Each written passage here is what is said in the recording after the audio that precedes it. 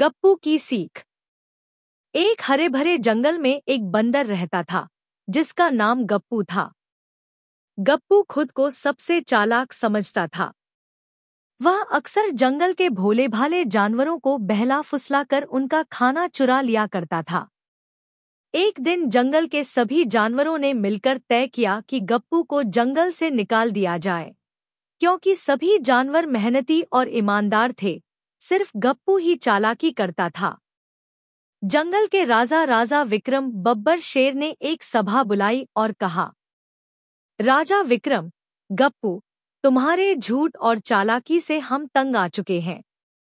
तुम हर किसी को मूर्ख बनाकर खाने का सामान ले जाते हो। इसलिए यह तय हुआ है कि तुम 1 साल के लिए जंगल छोड़ दोगे। गप्पू, महाराज, माफ कर दीजिए। आगे से ऐसा नहीं करूंगा। राजा विक्रम, अब बहुत देर हो चुकी है। जब तुम बाहर जाओगे और असली दुनिया का सामना करोगे, तभी तुम्हें समझ आएगा ईमानदारी का मोल। गप्पू उदास मन से जंगल छोड़कर शहर आ गया।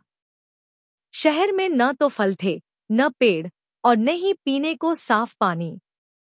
जब वह दुकानों से फल उठाने की कोशिश करता, तो दुकानदार उसे डंडे लेकर दौड़ा लेते। भूख और प्यास से बेहाल, एक दिन वह एक फल की दुकान की खाली टोकरी में छिप गया। रात को जब दुकान बंद हुई, गप्पू चुपचाप बाहर निकला, फल खाए, फ्रिज से जूस और पानी पिया और वहीं सो गया। सुबह होते ही फिर टोकरी में जाकर छिप गया। दुकानदार को जब दुकान में काटे हुए फल और खाली बोतलें दिखीं, तो उसने गौर किया कि टोकरी के बाहर एक पूंछ नजर आ रही थी। वह चुपचाप एक मदारी को बुला लाया। दुकानदार भाई, यह बंदर मेरा रोज नुकसान कर रहा है। इसे पकड़ कर ले जा। मदारी गप्पू को पकड़ कर ले गया। उसने उसे बहुत मारा और बहुत कम खाना दिया। धीरे धीरे मदारी ने उसे नाचना और तमाशे के करतब सिखा दिए। मदारी, सुन, अब तू रोज लोगों को तमाशा दिखाएगा। अगर गलती हुई तो मार पड़ेगी और खाना नहीं मिलेगा। गप्पू रोज करतब दिखाता, थक जाता और रात को उदास होकर रोता। उसे अपना जंगल याद आता, जहां बिना मेहनत के भी खाने को मिल जाता था और चैन से सोने को पेड़ मिलते थे। एक दिन जब वह तमाशा दिखा रहा था, तभी ऊपर आसमान से 4 चिड़ियों का झुंड उड़ता हुआ गुजरा। एक चिड़िया बोली, अरे, यह तो हमारे जंगल का गप्पू है। गप्पू ने भी उन्हें देख लिया और पुकारा, बहनों, मेरी हालत बहुत खराब है।